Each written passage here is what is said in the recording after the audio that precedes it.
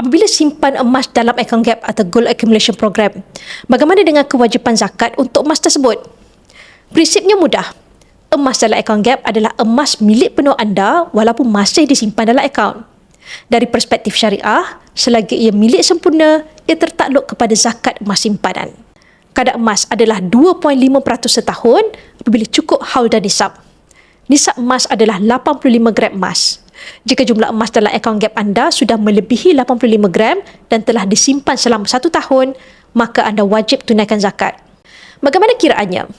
Anda hanya perlu ambil baki gram emas dalam akaun gap selepas 1 tahun, darabkan dengan harga semasa, kemudian ambil 2.5% daripada jumlah tersebut.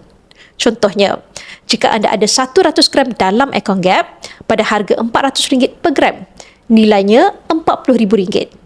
Jadi zakat adalah sekitar RM1,000. Publico sendiri menyediakan penyata baki gram emas akaun gap bagi memudahkan rujukan kiraan zakat. Anda juga boleh keluarkan penyata ini apabila anda ingin membuat pembayaran zakat kepada pusat zakat negeri masing-masing.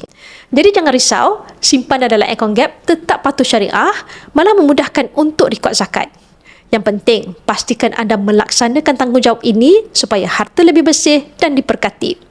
Semoga perkongsian saya bermanfaat dan boleh follow saya untuk info lanjut tentang emas.